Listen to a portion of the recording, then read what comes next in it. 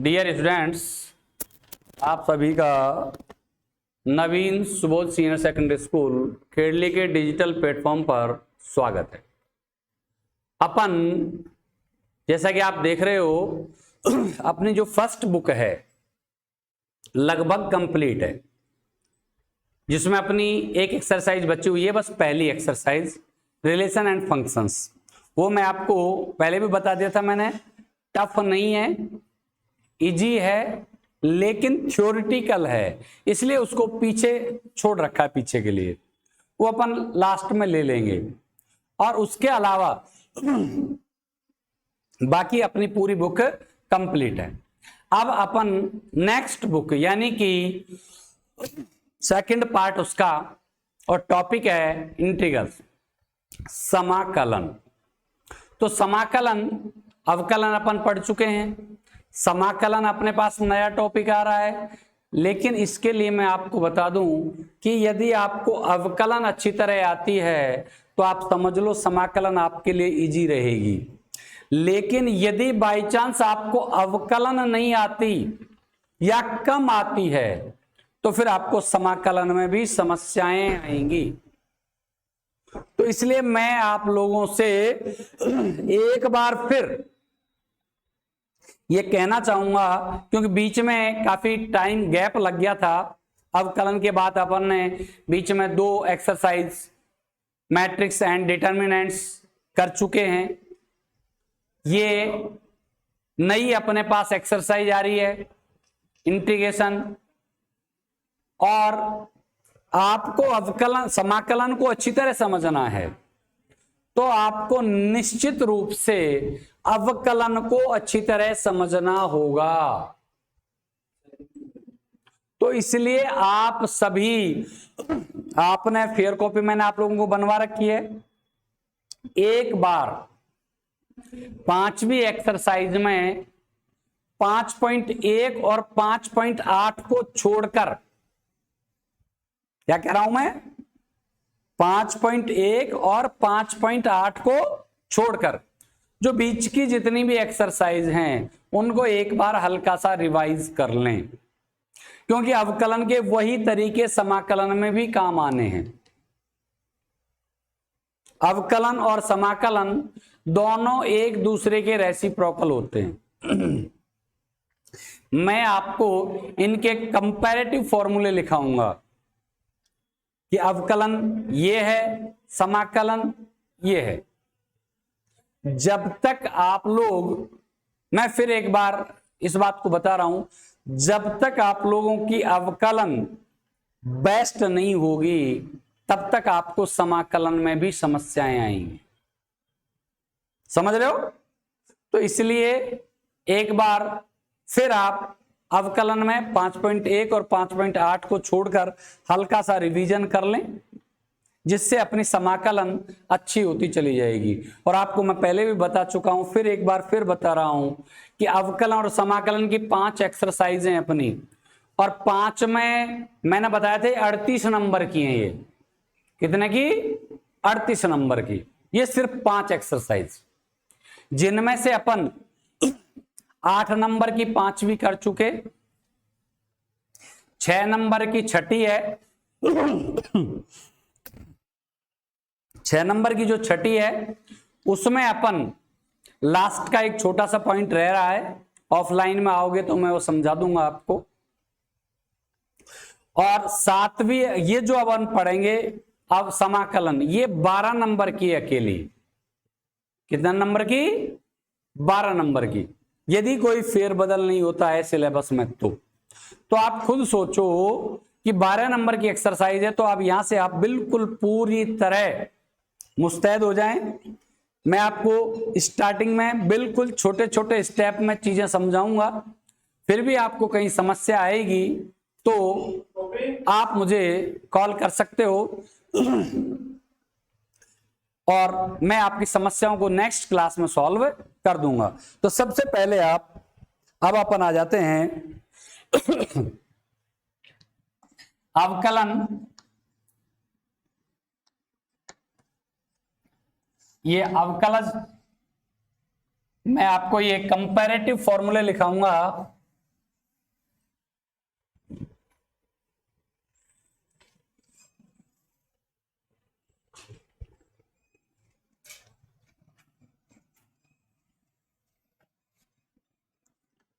समाकल या समाकलन अपन अपनी सुविधा के लिए बोल सकते हैं।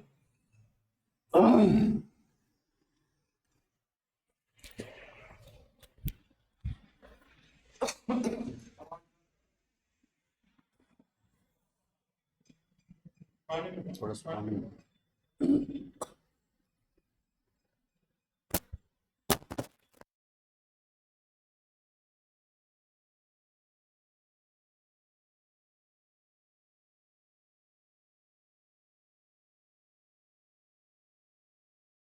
हाँ,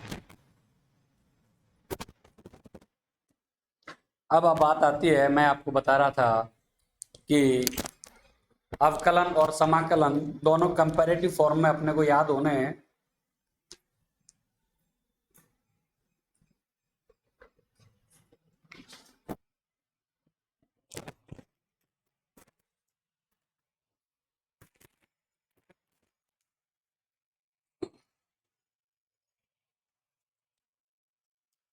हाँ, तो अब आप इनको मैं एक साथ आपको लिखाता चलता हूं।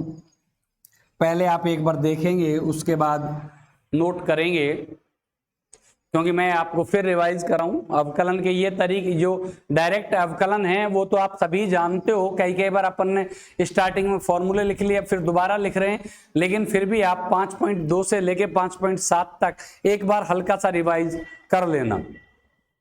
देखो, नंबर 1, डिफरेंशिएशन ऑफ कांस्टेंट क्या होगा? 0। और integration of any constant, integration of any constant. आप कहोगे सर आपने यहां सी लिया और यहां कांस्टेंट को ए से क्यों दर्शा रहे हैं? क्योंकि हमारे समाकलन में जब अपन ए का अवकलन करेंगे तो ए एक्स और प्लस ये सी, तो ये अचर पद है। क्या है ये? अचर मान है। ये हर एक समाकलन के बाद अपने को लिखना पड़ेगा।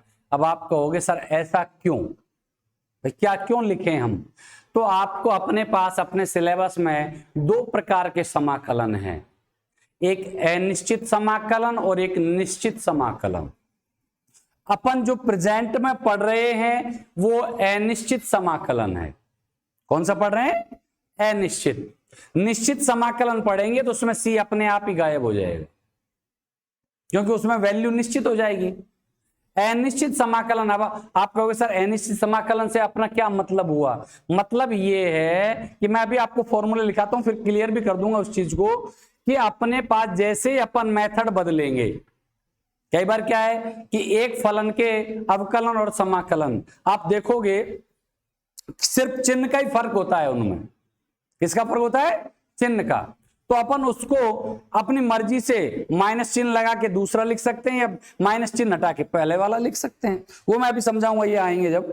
तो इसलिए चूंकि ये अनिश्चित समाकलन है, इसलिए इसके प्रत्येक के समाकलन करने के बाद क्या आएगा? प्लस सी आएगा। नंबर 2, डिफरेंशिएशन ऑफ ई की पावर एक्स। ई की पावर एक्स ही होता है इंटीग्रेशन ऑफ ई की पावर एक्स। जैसे अवकलन का सिंबल d/dx होता है, वैसे ही समाकलन का सिंबल ये चिन्ह और dx होता है, ये चिन्ह और dx। ई की पावर एक्स का समाकलन ई की पावर एक्स, लेकिन जैसा कि मैंने बताया प्लस सी आएगा। क्या आएगा? प्लस सी।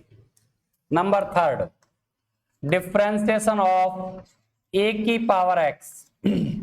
आप जानते हो ए की power x log a base e, और इंटीग्रेशन ऑफ ई की पावर एक्स, एक इसमें गुणा हो रहा है तो इसमें भाग लगेगा, ये डिफरेंस है भाई। उसमें ए की पावर एक्स इंटू लॉग ए हो रहा था, इसमें ए की पावर एक्स अपॉन लॉग ए होगा। नंबर 4, डिफरेंशिएशन ऑफ एक्स की पावर एन। ये पहले लिखना चाहिए था, लेकिन चूंकि अपने को सारे ही मान याद करने हैं तो जैसे अपन लिख लें एक्स की पावर एन। n आगे आ जाएगा x की पावर n-1। इसमें क्या होगा, x की पावर n, उसमें जैसे पावर आगे आके घट रही है, इसमें पावर नीचे आएगी और जुड़ेगी, यानी x की पावर n+1 और इसमें भाग लगेगा, उसमें गुणा हो रहा है, इसमें भाग लगेगा। Number 5, differentiation of sine x।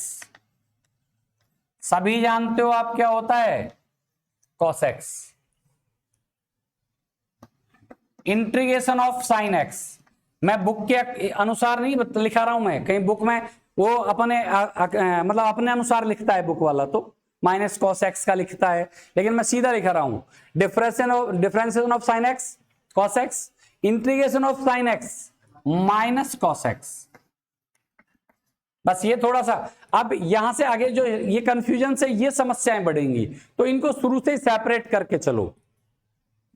Number 6, differentiation of cos x minus sine x और integration of cos x plus का आएगा भाई sine x plus c। Number 7, differentiation of tan x sec square x, integration of tan x। फिलहाल जो elementary फॉर्मूले हैं उनमें ये शामिल नहीं है। अब समाकलन होता तो है, आगे आएगा, फॉर्मूले भी आएंगे, लेकिन जो एलिमेंट्री फॉर्मूले जो अपन लिख रहे हैं प्रेजेंट में, उनमें tan x का समाकलन अपन डायरेक्ट याद नहीं करेंगे, याद तो बाद में भी करना पड़ेगा। ये तो ये मत सोच लेना कि सर यहां याद नहीं करे तो पीछे याद नहीं करना पड़ेगा, पीछे इसको अपन निकाल भी लेंगे कि भाई इसका समाकलन ये क्यों आया, यानी कि ये क्वेश्चन भी बनेगा आगे चल के।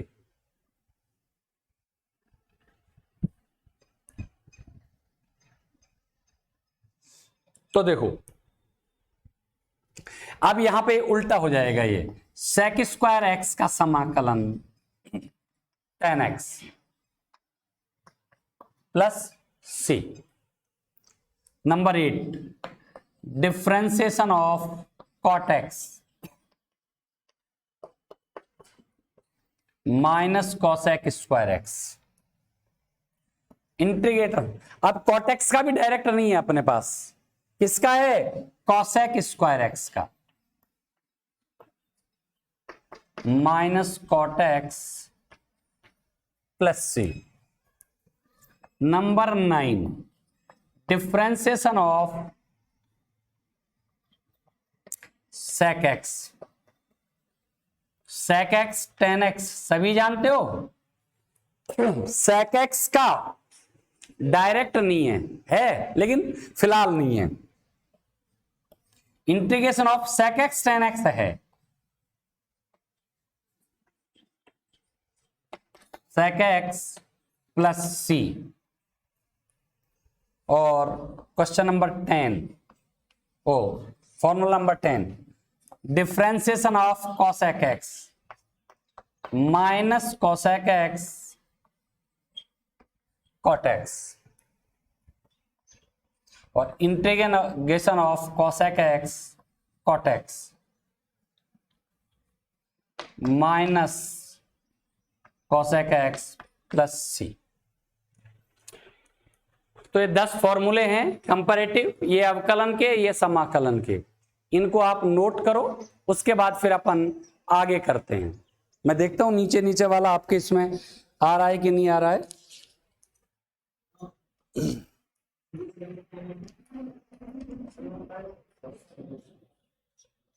नजर आ रहा है पूरा, नोट करो, कोई कंफ्यूजन है तो पूछ लो।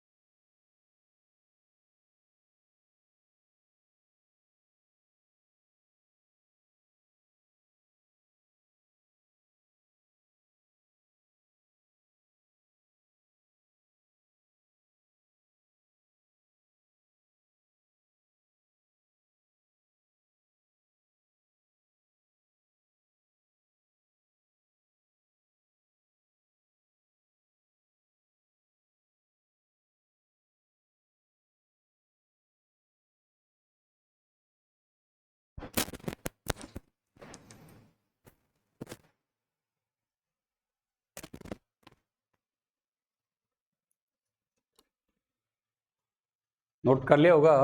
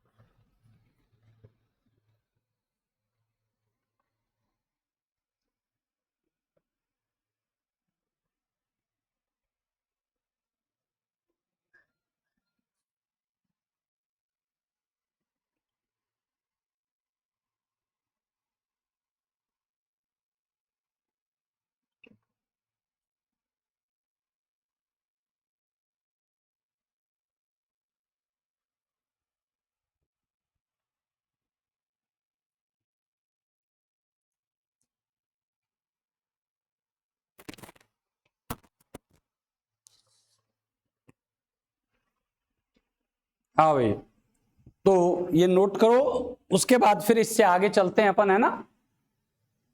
नोट कर लिया होगा मेरे विचार से सबने। ये अपने 10 फॉर्मूले हो गए।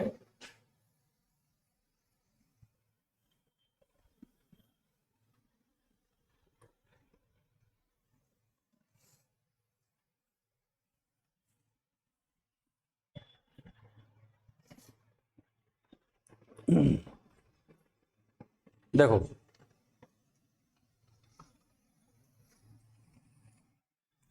अब अपने पास आप सभी जानते हो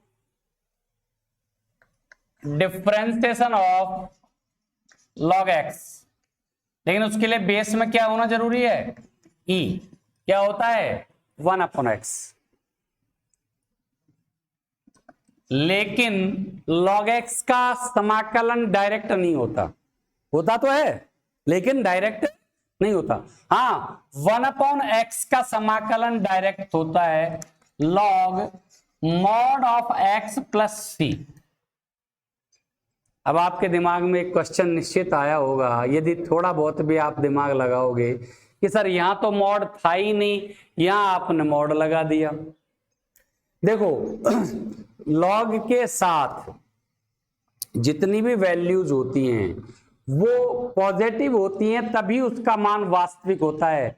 आप लोगों को थोड़ा बहुत 11th में लॉग के बारे में समझाया गया होगा, तो आपको वहां निश्चित रूप से बताया गया होगा कि लॉग के साथ यदि कोई पॉजिटिव संख्या है तभी उसका मान क्या होगा, वास्तविक राशि होगा। यदि लॉग के साथ कोई नेगेटिव, जैसे लॉग -2 या लॉग 0, इसके बारे में निश्चित रूप से आपको कहीं ना कहीं बताया होगा, और नहीं बताया तो फिर मैं बता रहा हूं आपको कि इनके जो मान होते हैं वो सभी अपरिभाषित मान होते हैं, अनडिफाइंड मान होते हैं। यानी कि 0 और नेगेटिव वैल्यूज यदि लॉग के साथ हैं तो उनके मान इन्फिनिटी अपन दर्शा सकते हैं। क्या दर्शा सकते हैं, इन्फिनिटी, क्योंकि इन्फिनिटी का मतलब क्या होता है, अपरिभाषित मान। तो सिर्फ लॉग है वो पॉजिटिव संख्याओं के लिए डिफाइन होता है, नेगेटिव संख्याओं या 0 के लिए डिफाइन है नहीं होता है, ये ध्यान रखना। इसलिए मैंने इसको मॉड लगा दिया। यदि अपन मॉड नहीं लगाएंगे तो फिर अपने को लिखना पड़ेगा x is greater than 0। Mod नहीं लगाएंगे तो क्या लिखना पड़ेगा, x is greater than 0। x का मान 0 से बड़ा है, तो 0 से बड़ा है वो भी कैसा होगा, पॉजिटिव ही होगा।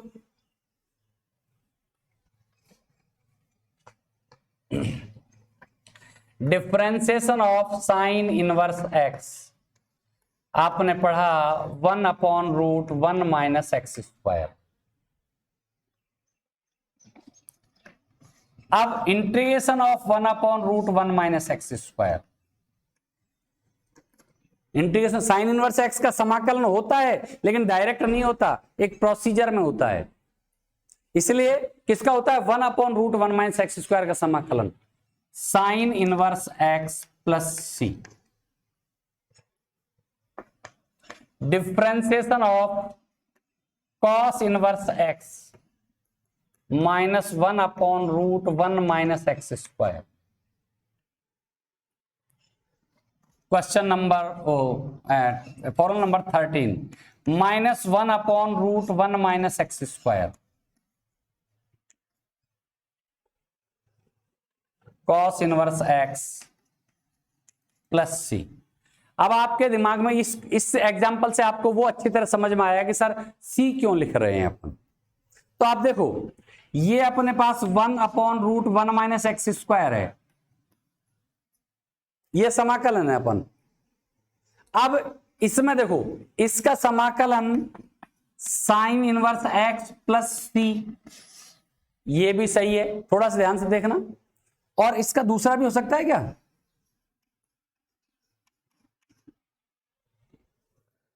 देखो तो,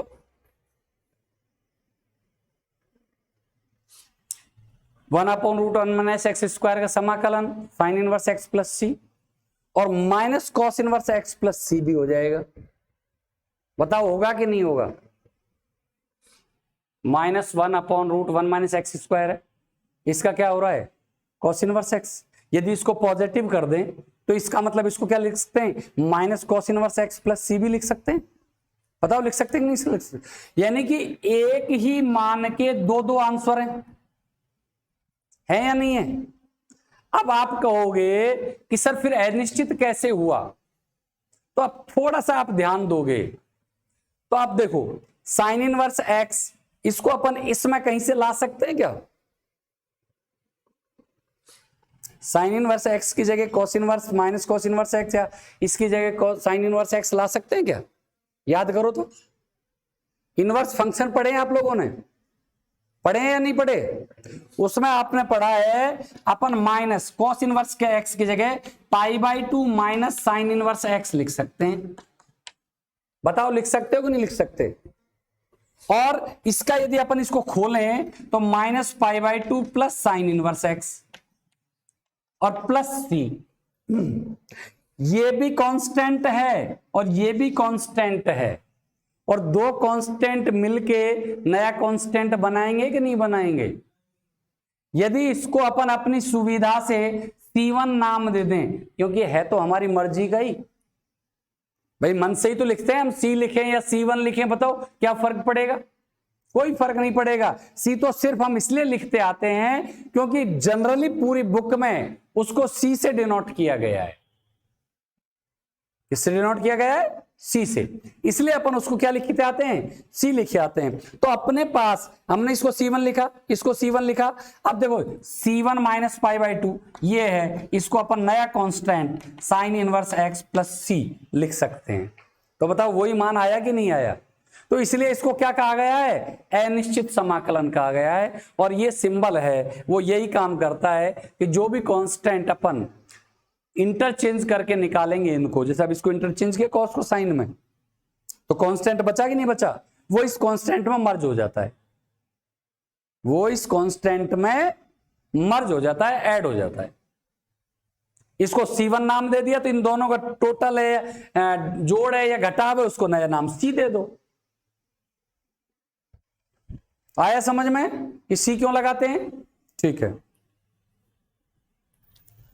एग्जाम्पल तो मैं और भी बीच में भी दे सकता था, लेकिन मैंने इसलिए नहीं दिए, ये आपके सामने स्पष्ट रूप से दिख रहे हैं आपको।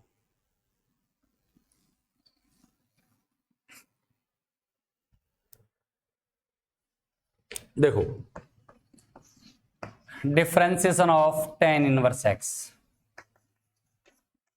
1/1 प्लस एक्स स्क्वायर,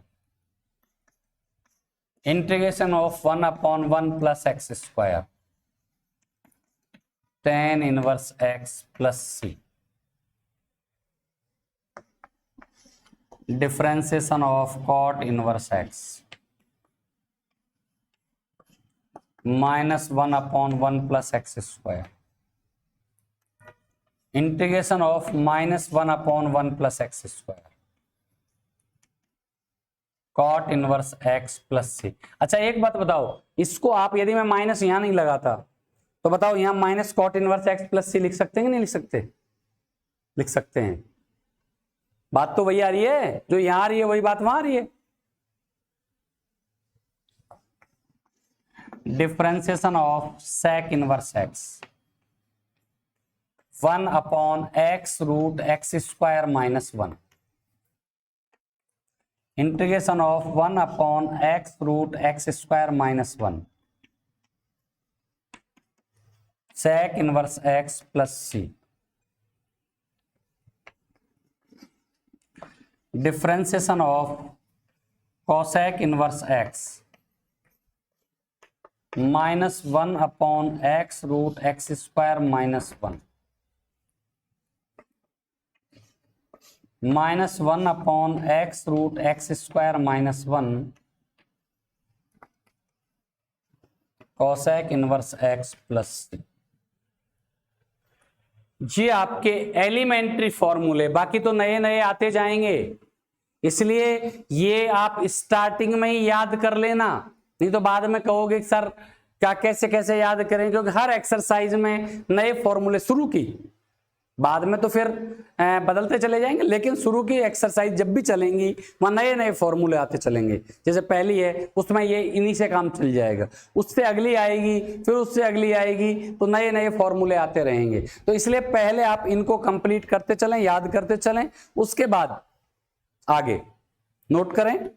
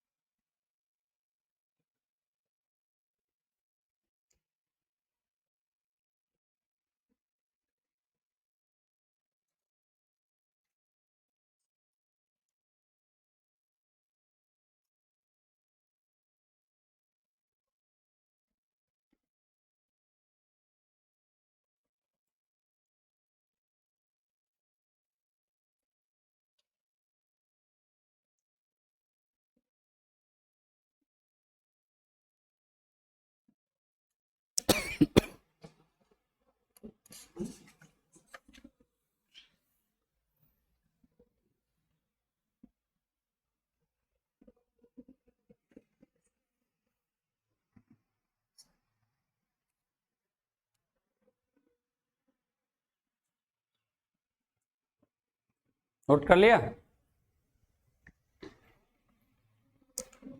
देखो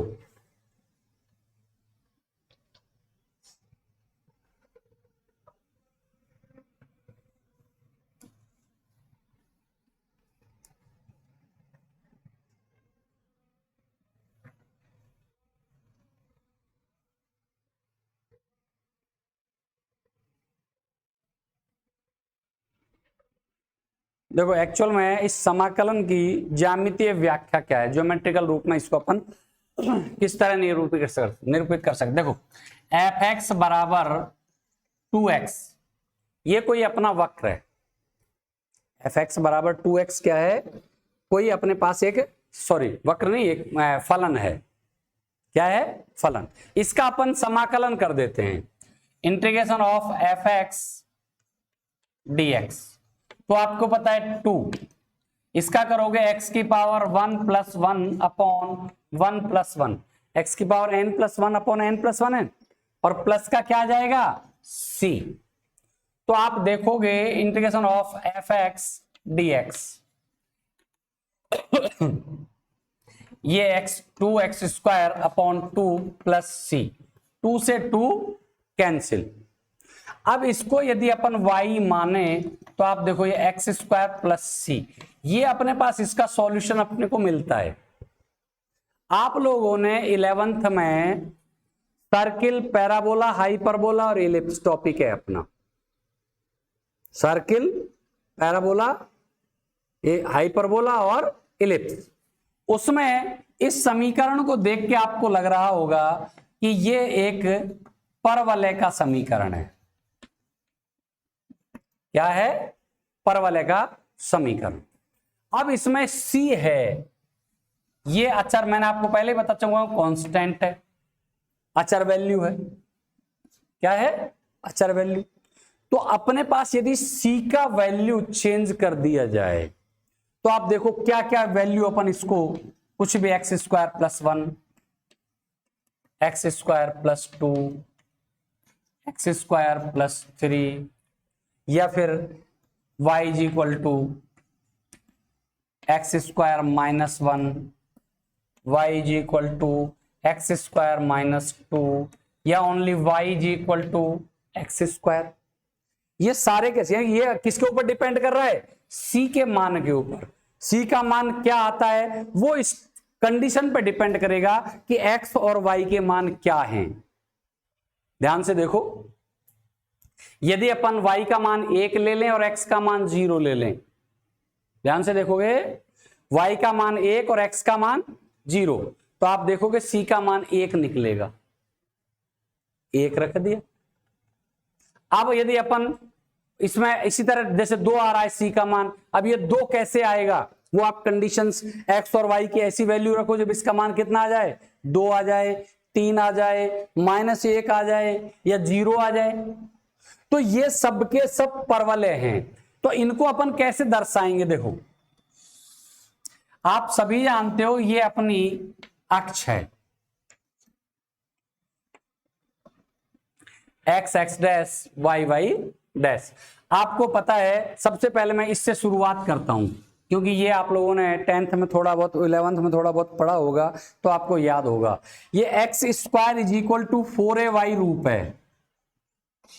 कौन सा रूप है, x² = 4ay, और ये इसकी जो फिगर है वो इस तरह का आता है भाई। इसकी अक्ष y अक्ष होती है, इसका शीर्ष नाभि है वो इस पे y अक्ष पर स्थित होती है, और शीर्ष है वो 0 0 होता है। इसमें नाभि से गुजरने वाली लंबवत रेखा को नाभि लंब कहते हैं। क्या कहते हैं, नाभि लंब। तो ये इधर फिर जब नाभि लंब के जो सिरे हैं वो उसके नाभि लंब के सिरे कहलाएंगे ही। तो इस प्रकार ये पहला वक्र ये बना। अब बाकी के वक्र देखो, ये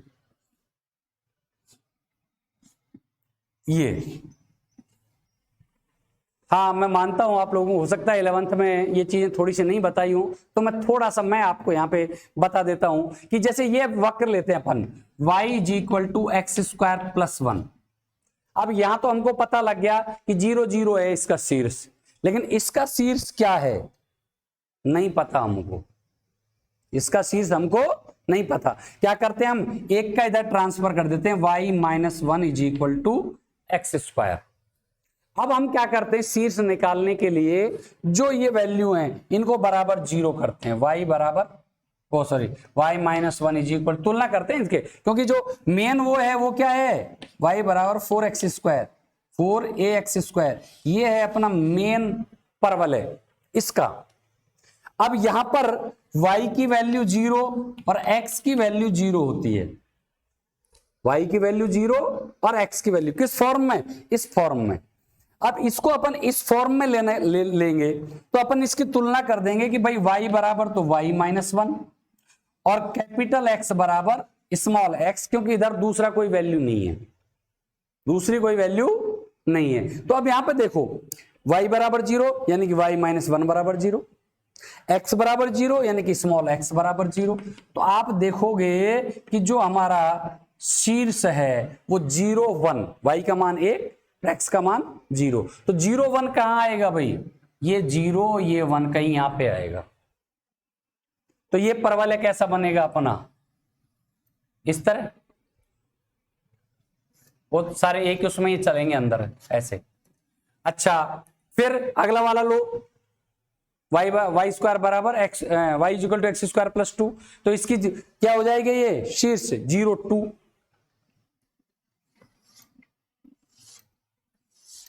नीचे भी आएंगे ये माइनस वाले, क्योंकि ये जो ये वाले है ना, ये थोड़ा सा बनने में थोड़ा ऐसा लग रहा है। ये देखो नीचे बनने वाली, ये कौन से? ये, इसको लेके आओ y प्लस 1 बराबर एक्स स्क्वायर। तो इसका शीर्ष x बराबर 0 और y का करोगे तो -1। 0 -1 कहां आएगा? नीचे आएगा। कहां आएगा? नीचे। तो इस प्रकार ये जो अपने को वक्र मिला, वो वक्र कैसा है? परवलय का समीकरण। कैसा है? परवलय है, सॉरी, क्या है? परवलय। तो ये परवलय के कुल का समीकरण कहलाता है। ये चीजें भी अपने पास अवकल समीकरण अपन जब पढ़ेंगे तो वहां पे आएंगी ये। तो ये मैंने इसकी थोड़ी सी आपको ज्यामितीय फॉर्म दिखाई कि भाई इस प्रकार यदि कोई अपने पास फलन है, उसका अपन अवकलन समाकलन करते हैं, तो ये जो फॉर्म आएगी ये परवलय फॉर्म होती है, और इसको इस तरह अपन ज्यामितीय रूप से लिख सकते हैं। देखो ध्यान से, कोई कंफ्यूजन है तो आप पूछ सकते हो।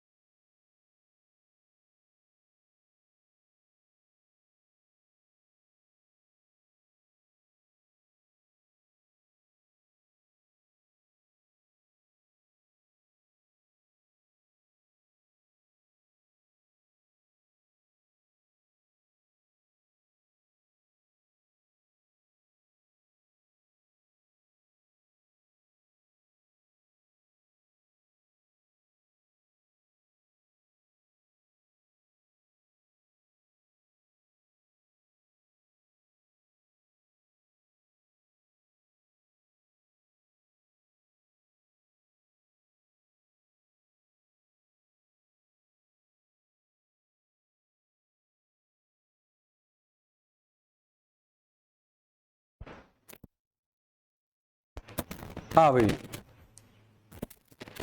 अब ये नोट करने की जरूरत नहीं है, तो सिर्फ मैंने आपको वैसे रफली समझाया था।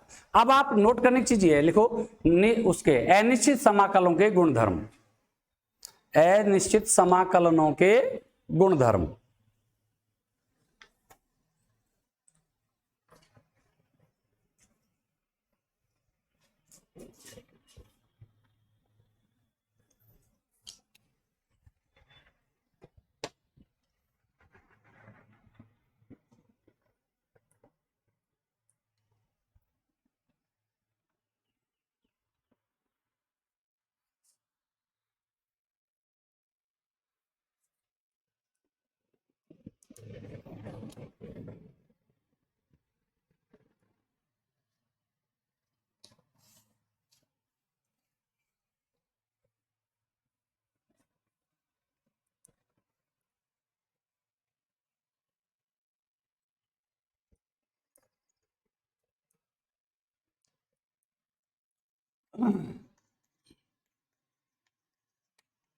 समाकलनों के गुणधर्म।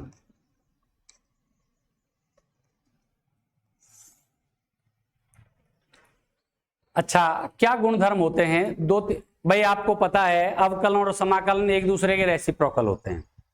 अवकलन और समाकलन एक दूसरे के क्या होते हैं? रेसिप्रोकल। यानी कि differentiation of integration of F x D x. ध्यान से देखो, एक फलन है जिसका इंटीग्रेशन कर रखा है और उसका अपन ने क्या कर दिया, डिफरेंशिएशन कर दिया, तो ये दोनों एक दूसरे को कैंसिल कर देंगे और हमारे पास जो वैल्यू है वो क्या बचेगी, एफ एक्स बचेगी। क्या बचेगी, एफ एक्स। या दूसरे शब्दों में अपन इसको ऐसे भी लिख सकते हैं, integration of F dash x D x. F dash x तो पढ़ चुके हो ना, क्या होता है, एक बार अवकलन, एफ डबल डैश दो बार अवकलन, एफ ट्रिपल डैश तीन बार अवकलन। जैसे d y upon d x, d two y upon d x square, d cube y upon d x cube. तो ऐसे ही अपन ये एफ डैश एक्स कोई फलन है जिसका अवकलन अपने को दे रखा है, इसका यदि अपन क्या करते हैं, समाकलन करते हैं, तो हमको क्या मिलेगा, एफ एक्स, और प्लस में क्या मिलेगा, सी। क्योंकि यहां पे तो अपन ने डिफरेंशिएशन किया था इसलिए सी नहीं आया था, समझ रहे हो ना। यहां पे अपन क्या कर रहे हैं, सीधा समाकलन, यानी कि इसको ऐसे भी लिख सकते हैं, integration of differentiation of F x और डी एक्स। यानी कि पहले आप एफ एक्स का क्या करोगे, अवकलन, और उसके बाद करोगे समाकलन, तब क्या आएगा वो, एफ एक्स प्लस सी। भाई ऐसे करो चाहे ऐसे लिखो, बात तो एक ही, लिखने लिखने का फर्क है। जैसे y को अपन y डैश लिख दें और एक dy अपॉन dx लिख दें,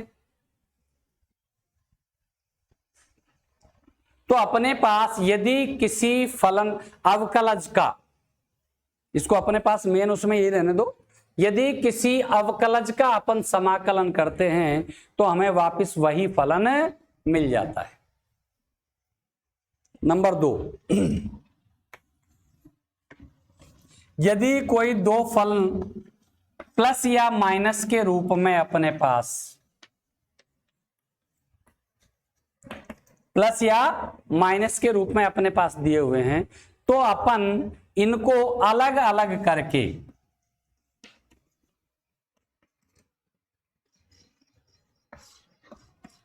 समाकलन कर सकते हैं। भाई इसको अलग कर दिया और इसको अलग कर दिया। नंबर 3, यदि अपने पास किसी फलन से किसी कांस्टेंट का गुणा हुआ है, किसी फलन से किसी कांस्टेंट का गुणा, तो कांस्टेंट पर समाकलन का कोई फर्क नहीं पड़ेगा, सिर्फ और सिर्फ किसका होगा, जो वेरिएबल है, जो चर है, सिर्फ उसी का होगा। नोट कर लो।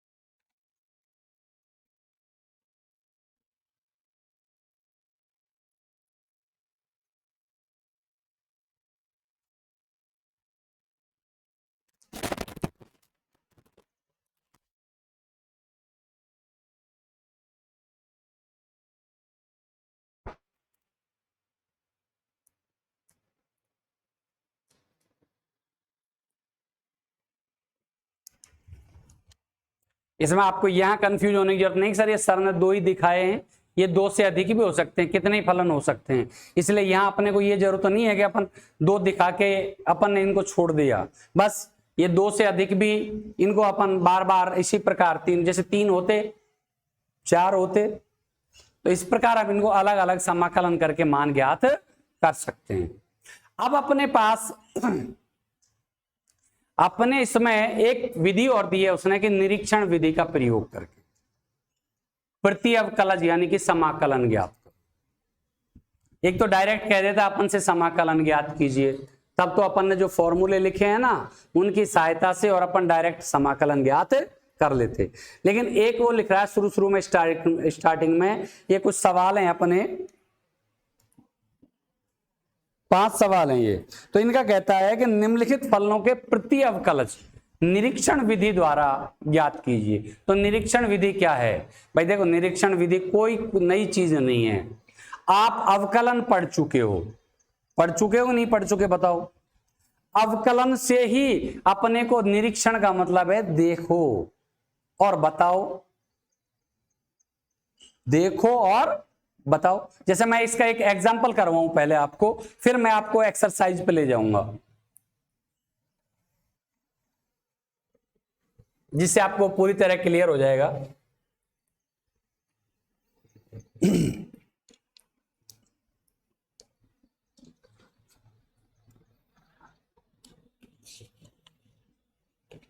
देखो, पहला क्वेश्चन है, एग्जांपल फर्स्ट है और उसका फर्स्ट पार्ट है cos 2x, और ये ऊपर लिखता है निरीक्षण विधि का उपयोग करते हुए निम्नलिखित फलनों का प्रति अवकलज। प्रति अवकलज का मतलब वही समाकलन, इसलिए इसमें कंफ्यूज होने की जरूरत नहीं है कि सर प्रति अवकलज आ गया समाकलन आ गया, दोनों एक ही चीज को डिनोट करेंगे। अपने को cos 2x का प्रति अवकलज यानी कि समाकलन ज्ञात करना है।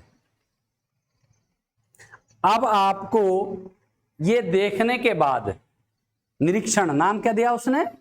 निरीक्षण, यानी कि देखो और करो। तो ये cos 2x है, हमको ऐसा फलन ढूंढना है जिसका ये अवकलज हो। पूरा अवकलज मिले नहीं मिले उससे कोई फर्क नहीं पड़ा, अपने को मेन अवकलज, कांस्टेंट तो कुछ भी हो सकते हैं सतगुणा भाग में।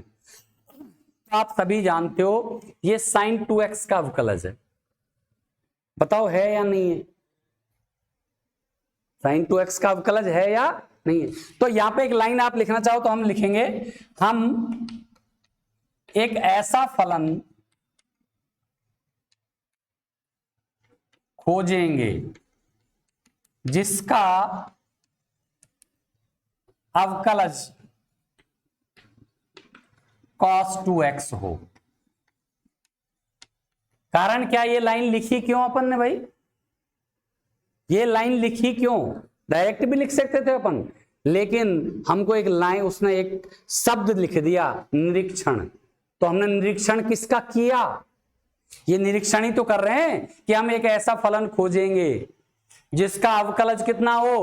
cos 2x हो। तो अपने पास differentiation of sin 2x, differentiation of sin 2x is equal to क्या हो जाएगा? cos 2x, और 2x का और करोगे तो 2। ये याद रखना पड़ेगा, क्योंकि अब वहां तो मैं एक भी लगाता था, ये सारी चीजें, क्योंकि वो अवकलन था। अब हम क्या पढ़ रहे हैं? समाकलन। तो अवकलन हमारे लिए क्या हो गया? अब माइनर हो गया, कि वो चीजें हम सीख चुके, परफेक्ट हो चुके उसमें। यदि फिर भी कहीं कोई कंफ्यूजन है तो फिर मैं बता रहा हूं, आप 5.2 से 5.7 तक का एक बार हल्का सा रिवीजन कर लेना, नहीं तो परेशानी आएगी अपने को समाकलन में। Differences of sin 2x is equal to cos 2x। तो इससे आप देखोगे कि cos 2x is equal to 1/2 d/dx sin 2x। देखो तो cos 2x is equal to differentiation of, ये 1/2 को इससे गुणा कर देंगे अपन, sin 2x, sin 2x। अब बताओ आप, cos 2x का प्रति अवकलज कौन है? ये है कि नहीं है? देखो ध्यान से, क्योंकि कैसे, अब आप कहो कैसे? देखो यहां सिंबल लगा हुआ है आप इंटीग्रेशन का, और यहां से सिंबल लगाओगे इंटीग्रेशन का, इंटीग्रेशन और डिफरेंशिएशन कट जाएगा कि नहीं कट जाएगा? बताओ कटेगा कि नहीं कटेगा? तो चाहो तो सिंबल लगा दो, चाहे डायरेक्ट लिख दो। इसलिए cos 2x का प्रति अवकलज क्या होगा? 1/2 sin 2x। यही आपका आंसर है। ये निरीक्षण विधि है, यानी कि है कुछ नहीं। यदि आप थोड़ा सा ध्यान दोगे तो मुझे बताओ कि क्या किया है इसमें। जो अवकलन में करते हैं सब कुछ वही किया है। बताओ नया क्या किया है? बस अपने को यह ध्यान रहना चाहिए कि भाई जो फलन उसने अपने को दे रखा है वो अवकलज किसका है। और कराऊंगा 2-3 क्वेश्चन, नोट करो एक बार, देखो।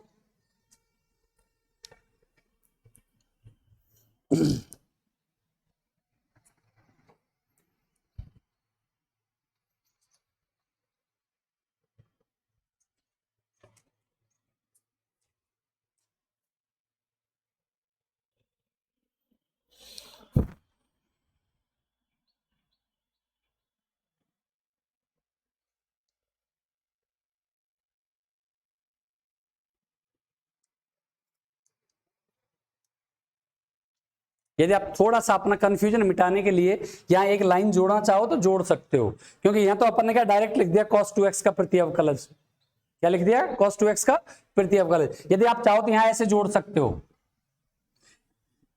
cos 2x dx is equal to integration of differentiation 1/2 sin 2x dx। ये लाइन बीच में जोड़ दो जिससे तुमको ये कंफ्यूजन नहीं होगा भाई। देखो अब आपको लिखने में हिचक नहीं होगी कि कहां से लिख दिया अपन ने, समझ गए ना?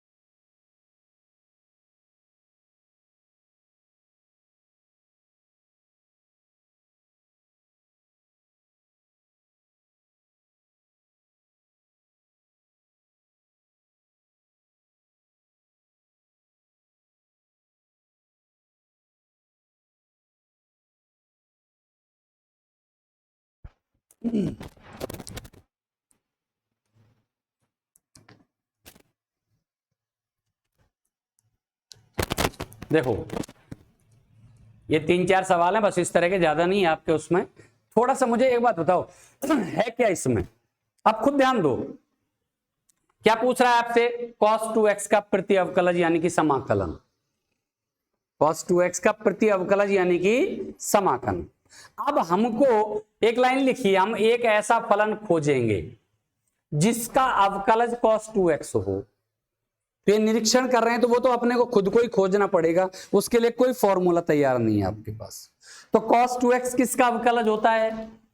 sin 2x का। उसके साथ अंक क्या आता है उससे कोई लेना देना नहीं है, उससे हमें कोई लेना देना नहीं है। तो डिफरेंस यहां लिखना, यहां एक लाइन और लिख लो, हम जानते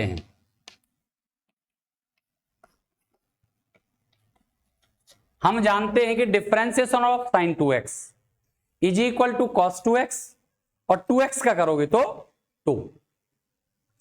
अब 2 का इधर अपन ने भाग दे दिया इधर, तो cos 2x बराबर 1/2 डिफरेंशिएशन ऑफ sin 2x। 1/2 को अंदर ले गए, 1/2 sin 2x। अपने को चाहिए प्रति अवकलज यानी कि समाकलन। दोनों पक्षों का अपन ने समाकलन कर दिया। नहीं करते तो भी काम चल जाता जैसे मैंने डायरेक्ट लिखा था, लेकिन मैंने कर इसलिए दिया जिससे कंफ्यूजन नहीं रहे तुम्हारे दिमाग में।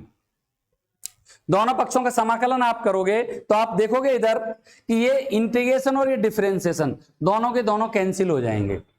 तो इंटीग्रेशन ऑफ cos 2x क्या आ जाएगा 1/2 sin 2x। तो बस अपन ने ये लिख लिया है cos 2x का प्रति अवकलज 1/2 sin 2x। ये निरीक्षण विधि से अपन ने किया है।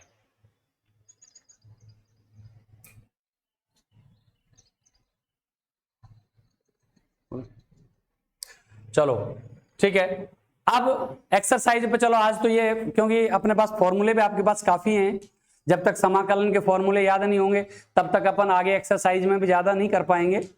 एक्सरसाइज अपन कल शुरू करते हैं, ठीक है ना। इसी के साथ आप सभी को बहुत बहुत धन्यवाद। कोई कंफ्यूजन है तो आप मुझे कॉल कर सकते हो किसी भी तरह का।